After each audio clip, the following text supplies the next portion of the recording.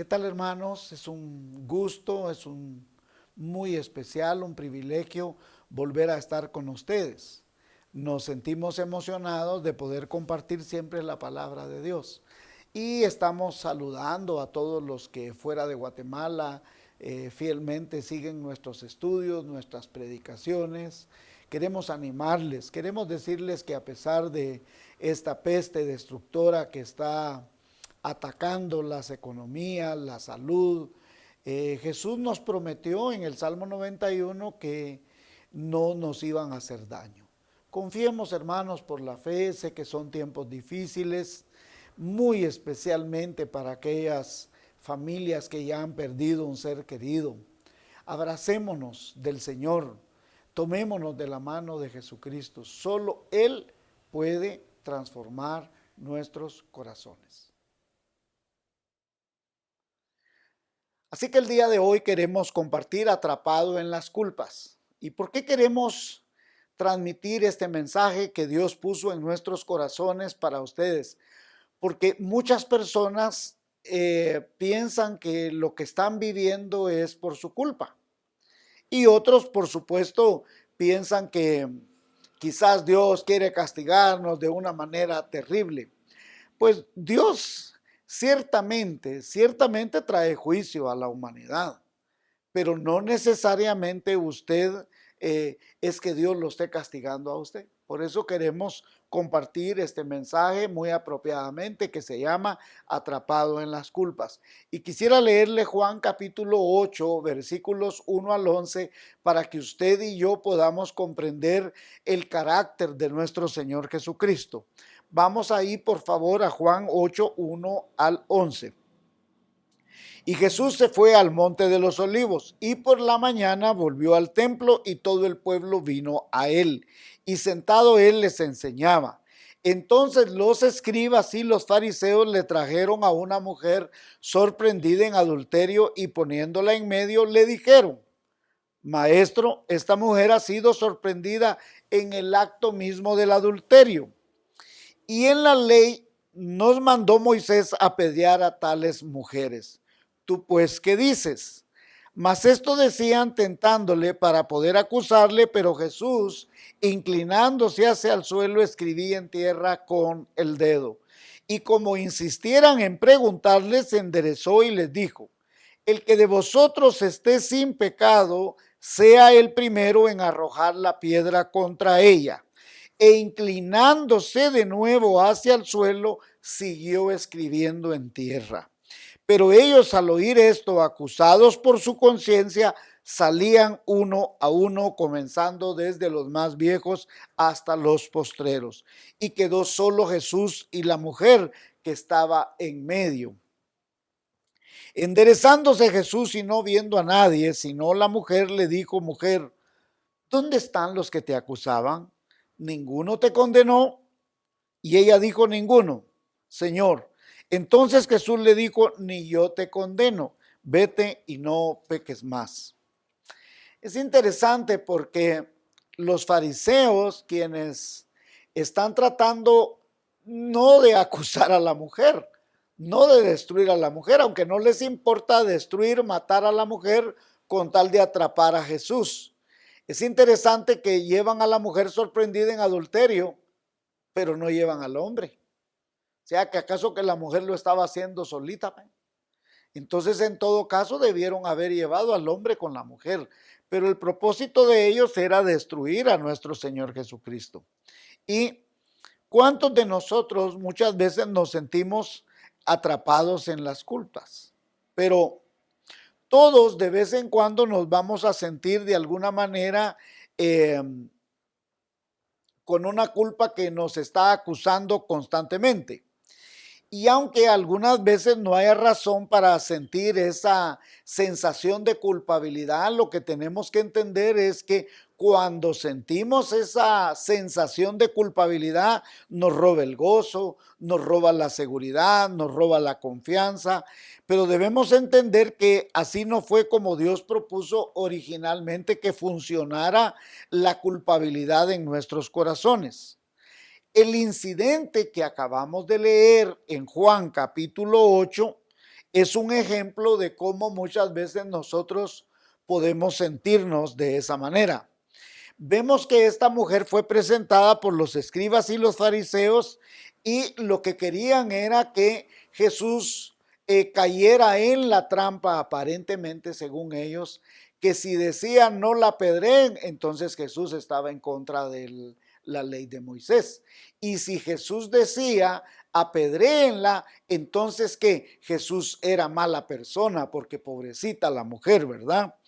Y como respuesta, él actuó de una manera, diríamos, proactiva. Y el que les dijo, el que de vosotros esté libre de pecado, lance la primera piedra. Ninguno, por supuesto, lanzó ninguna piedra, ¿verdad? Entonces, como nadie lanzó ninguna piedra, sino por el contrario, cada uno se fueron alejando, Jesús le dijo, no te condeno.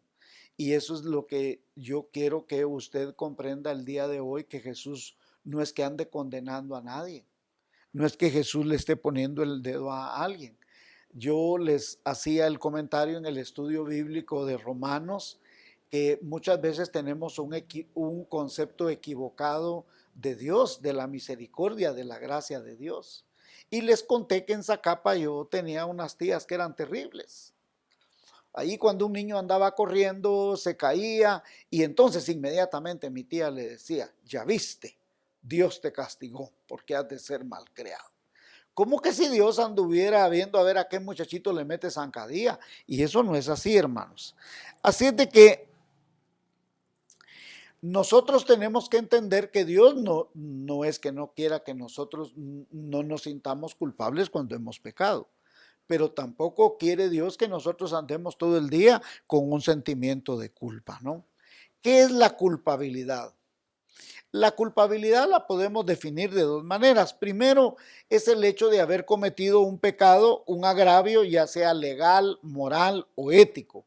Y segundo, es el dolor profundo que sentimos. Tenemos ese sentimiento de culpabilidad por haber cometido algo, ya sea indebido, inmoral, pecaminoso, etcétera, ¿no? Y es preciso recordar que todo sentimiento, sensación de culpa es legítima.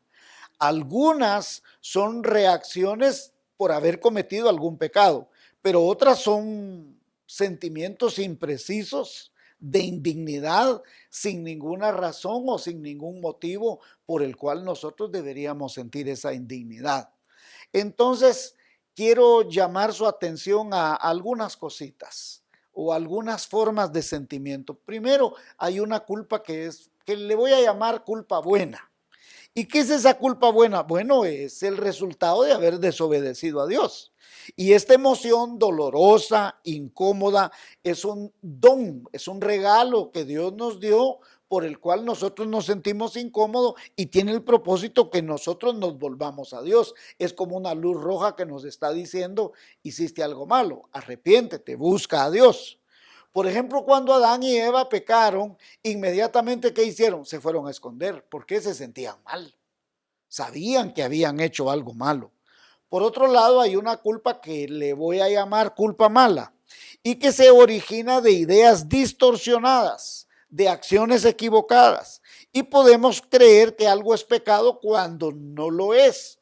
Por ejemplo, hay algunas iglesias cristianas y no cristianas que hacen toda una lista de conductas que ellos llaman como conductas inaceptables y que muchas veces carecen de un fundamento bíblico. Debemos recordar que este tipo de culpa es ocasionada por el hombre, no es determinada por Dios. Y eso hace que muchas veces nosotros caigamos presa de ansiedad, depresión o inseguridad al pensar que nosotros hemos hecho algo malo. Ahora, debemos recordar que Dios sí tiene acusaciones específicas. Si creemos ese tipo de mentiras, lo más probable es que nosotros decaigamos en nuestra vida espiritual. Por otro lado, existe también la culpa que es genuina. ¿Y qué es esa? Es una sensación dolorosa. Por ejemplo, le voy a dar el mismo ejemplo de Adán y Eva. ellos escucharon que Dios andaba ahí entre el bosque paseándose y entonces ellos inmediatamente al sentir la culpabilidad fueron y cosieron unas hojas de higuera y se escondieron porque sintieron que estaban desnudos. Ahora, aunque ellos cosieron las hojas de higuera, esa culpa no expió la culpa, el sentimiento de culpa, porque siempre se quedaron escondidos. Ojo, cosieron las hojas de higuera, se las pusieron, pero igual se escondieron. ¿Qué quiere decir? Que ese esfuerzo personal, humano, no bastó para tapar la culpa. ¿Y qué hace Dios? Amorosamente sacrifica un animal y hace una vestidura, cubre su desnudez. Dios fue tan amoroso que cubrió su desnudez. Es cierto que los sacó fuera del Edén, pero no los sacó desnudos. Por el contrario, hubo un sacrificio. ¿Por qué? Porque la Biblia dice que sin derramamiento de sangre no hay remisión de pecados. Dios tuvo que hacer un sacrificio, matar un corderito y de eso hacer una túnica especial para cubrirlos a ellos. Ahora, el pecado tenía que ser pagado, las consecuencias de ese pecado. El otro ejemplo que encontramos es la acción de David al pecar. David escribe un salmo. Es esa sensación legítima de culpabilidad, David la sentía. Y mire cómo dice David, dice, mientras cayese envejecieron mis huesos, en mi gemir todo el día, porque de día y de noche se agravó sobre mí tu mano, se volvió mi verdor en sequedad de verano. Cuando Pedro mismo pecó, ¿se recuerda usted que Pedro niega al Señor Jesucristo? ¿Qué hace Pedro? Pedro en Mateo 26, de los versículos 69 al 75, Pedro se siente, dice que lloró. Mire, le voy a leer el último, el versículo 75. Entonces Pedro se acordó de las palabras de Jesús que le había dicho, antes que cante el gallo, me negarás 3 veces. Y saliendo fuera, lloró amargamente. Esa es una culpabilidad legítima. Ahora, hay una culpa que es falsa. Aunque no hayamos cometido ninguna mala acción, esta muchas veces se debe a aspectos trágicos que han pasado en nuestra vida. Por ejemplo, un abuso en la infancia. Un niño que haya sido abusado, él se siente mal, se siente sucio, se siente inmundo ante los ojos de Dios, aunque él no haya tenido culpa de lo que haya pasado. Una persona que la violen en la calle o bajo ciertas circunstancias muy especiales, se puede sentir terriblemente mal delante de Dios, aunque no es su culpa. Y algunos piensan que quizás tienen algo en su vida por lo cual Dios les ve mal. Póngame atención en esto. Sé de casos que niños, por ejemplo, parejas que tuvieron un niño y no lo estaban esperando y por alguna razón el papá o la mamá ven con malos ojos a sus hijos, el niño crece con ese sentimiento de culpa. ¿Verdad? Algo he de tener mal yo por lo que mi papá y mi mamá me rechazan, me desprecian. Entonces ellos sienten que de igual manera Dios les rechaza o les desprecia. Y lamentablemente, escúcheme esto por favor, lamentablemente muchas veces nosotros mismos hemos malinterpretado la gracia, la misericordia de Dios y nos hemos impuesto cargas que no deberíamos de cargar con ellas. A veces esto da lugar a que personas piensen que Dios necesita estarlas castigando a cada rato o que piensen que sus pecados, como están ahí constantemente, que Dios debe poner un castigo muy contundente. Y mire, hace unos días una hermana me dijo que se sentía tan mal por sus deudas económicas y que como tenía tanta deuda económica, creía que era una persona indeseable ante los ojos de Dios porque debía mucho dinero. Yo pienso que este tipo de cosas son falsas culpas que uno pone en su corazón, hermanos. Y otra que un día me dijo una hermana, me dijo, mire, yo ya no hay algo que hacer para agradar a Dios. Créame que la Biblia dice, más el justo por la fe vivirá. Nadie tiene que hacer mucho más para decir que es más santo de Dios y nadie puede hacer menos para decir que Dios le quita santidad o justificación. Vamos a ver las consecuencias de la culpa. Número 1, temor a ser rechazados por Dios. Algunas personas temen que Dios les va a rechazar por su pecado, por sus errores, y estas son ideas preconcebidas. Ya lo voy a demostrar más adelante. Número 2, sentir que el juicio de Dios es inminente en su vida. Número 3, una sensación constante de angustia. Constantemente creen que va a venir una depresión a su vida por este tipo de pensamiento. Número 4, motivaciones incorrectas. Muchos trabajamos casi sin parar todo el día y tenemos una cuestión trabajólica de todo el día porque quiere tener su mente en un activismo día y noche pensando en que así no le da tiempo de estar pensando en su pecado y en sus maldades y no descansan, todo el día están trabajando. Número 5, una mente dividida. Cuando usted tiene en la mente una culpa que está ahí, su mente se divide, entonces usted se distrae y no se puede concentrar en lo que tiene que hacer. Número 6, agotamiento. El pecado, la condición de sentirse culpable agota la mente, agota las energías, agota el pensamiento, agota la visión de futuro. Número 7, autocastigo. Hay personas que siente que tiene que autodisciplinarse, autocastigarse, porque como se siente culpable, entonces merece un castigo. Número 8, inseguridad. Una persona que constantemente siente culpa en su corazón se siente insegura. Peor si la gente va a notar que yo soy pecador. Peor si la gente va a notar que yo estoy mal.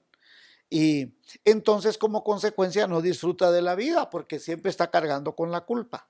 Número 9, impedimento para orar. Esta es una terrible, hermanos. Porque la gente dice, ¿y para qué voy a orar si de todas maneras yo me siento mal? Yo sé que a mí Dios no me va a escuchar, ¿para qué yo oro? Y mire, permítame decirle esto muy apropiadamente. Este sentimiento de alejarnos de Dios y no orar, no hablar con Dios, es el mismo sentimiento que sintió Adán y Eva en el huerto del Edén.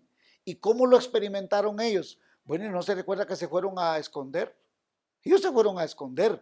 ¿Y por qué se escondieron? Se escondieron precisamente porque es ese sentimiento que quiere poner Satanás en usted para que usted fracase, para que usted se aleje de la comunión de Dios. ¿Por qué se escondieron?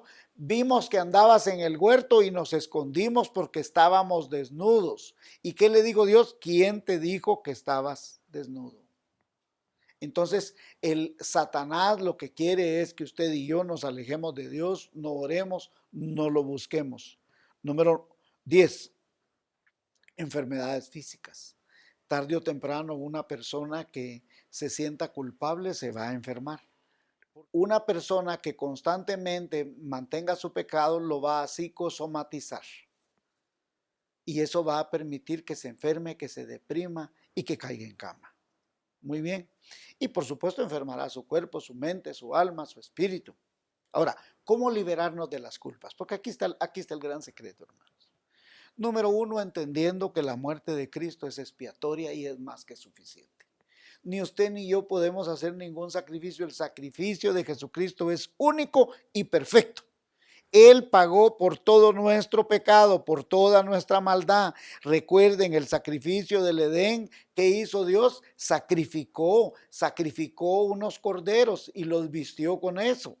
Era un prototipo de un tipo que había de venir, que se llama Jesucristo. Número 2, debemos enfrentar nuestros sentimientos de culpa con mucha sinceridad. ¿Y eso qué es? Demanda confesarlos. Usted acepte, sí soy pecador, pero necesito ir a Jesucristo y Jesucristo me perdona de toda maldad, de todo pecado. Somos seres caídos, somos seres imperfectos. Usted y yo nunca vamos a ser perfectos. Pero todo el pecado que habremos cometido antes, que cometeremos ahora o que cometeremos en el futuro, Jesús ya lo pagó en la cruz del Calvario. No le estoy diciendo que eso es una licencia para pecar, pero Jesús lo pagó perfectamente. Número 3, confiando en que Dios nos ha perdonado. Ese perdón viene de una limpieza perfecta, de un nuevo comienzo, ¿verdad?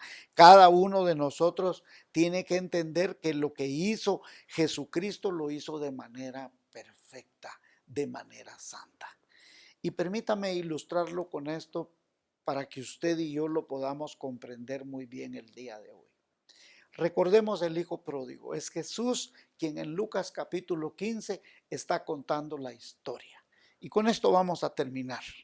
Mire pues, dice que un hombre tenía dos hijos, así lo cuenta Jesús. Y que uno de los hijos le dijo: Padre, dame la parte de la herencia que me corresponde. Para nosotros dice, puche, que estaba matando al papá. No, así es en esas culturas. Entonces él viene, agarra todo, dice, y se llevó, después de unos días, juntó todo y se fue a vivir perdidamente. Cuando ya lo vio malgastado todo, vino hambre en aquella región y él, en su necesidad y necedad, por supuesto, fue ¿a dónde? A pedirle a un hombre ayuda. ¿Y que lo puso a trabajar? A cuidar cerdos. Y dice que deseaba comerse las algarrobas de los puercos. Una cosa terrible. Y estando ahí en el chiquero, estando ahí en la porqueriza, el puerco tal como el pecado en que había caído, la Biblia es linda porque dice, y volviendo en sí, dijo, ¿cuántos en la casa de mi padre, jornaleros, tienen que comer y yo aquí padezco de hambre? Pues, reconoce su culpa. Iré a mi padre y le diré: he pecado contra el cielo y contra ti, no merezco ser tu hijo. Y dice que empezó a caminar, ya ni siquiera se ha de haber despedido del Señor o le fue a dar las gracias. Como está consciente ahora de su pecado y su maldad, probablemente fue a decirle: mire, yo necesito regresar a mi papá. Mi papá tiene allá donde yo aquí aguantando hambre. Disculpe, yo le agradezco el esfuerzo. Y se fue. Dice que el papá todos los días salía a esperarlo. Dios todos los días está saliendo a esperarlo a usted. Dios no lo condena, sino condenó a esta mujer cuando la llevaron sorprendida en el acto mismo del adulterio. ¿Y qué hace Dios? Yo no te condena a nadie. No, yo no te condeno tampoco, dice. Dios no está condenando a nadie. Ahora, Dios sí quiere que usted venga a sus pies. Dios sí quiere que usted venga a sus caminos. Cuando aquel hombre, aquel joven venía de regreso, dice que el padre corrió y que lo abrazó tan puerco como estaba, igual lo abrazó y lo besó en el cuello. Imagínense cómo estaba ese cuello. Ese cuello apestaba a porqueriza. A Dios no le importa que tan puerco esté usted. Pero Dios quiere que usted sí se vuelva a Él. Dios sí desea que usted le diga: Padre, he pecado contra el cielo y contra ti. Y Dios no lo dejó ni que terminara de hablar. ¿Sabe por qué? Porque Dios conoce el corazón. Perverso es el corazón. ¿Quién lo conocerá? Dios conoce el corazón cuando usted está arrepentido de verdad. Cuando usted siente esa culpa genuina y dice: Señor, perdóname, yo te he fallado. Yo no he sido la persona que debería ser. ¿Y qué hace Dios? Traigan el mejor vestido, dijo el Señor. Traigan anillo, traigan zapatos. Lo vistió de dignidad. Lo cubrió con la mejor ropa. Así como en el Edén, no, Adán y Eva no fueron vestidos por los mejores modistas del mundo. Dios mismo le hizo las túnicas. Dios le hace un vestido perfecto a usted con la sangre bendita de Jesucristo. ¿Cómo podemos concluir hoy? Como creyentes no tenemos por qué estar llevando culpas que Jesucristo ya cargó en la cruz. Sea falsa o genuina, debemos entender que podemos vivir felices, gozosos, porque Jesucristo pagó de manera perfecta su culpa, mi culpa y la culpa de los que vendrán en el futuro. Siempre, siempre Jesús está a la puerta y llama. Jesús dice: yo estoy a la puerta y llamo. Si alguno oye mi voz, yo entraré con él, cenaré con él y él conmigo. Jesús está hablando a la puerta de su corazón.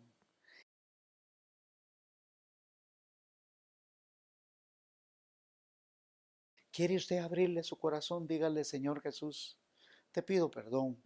entra en mi corazón, sé tú el Señor y el Salvador de mi vida, y te ruego por la misericordia de tu Hijo bendito Jesucristo, que escribas mi nombre en el libro de la vida, para que el día que yo llegue a tu presencia, mi nombre esté escrito en ese libro santo y yo esté con todos los santos por toda la eternidad.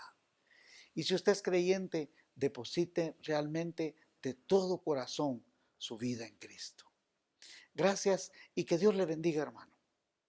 Y hermanita linda también.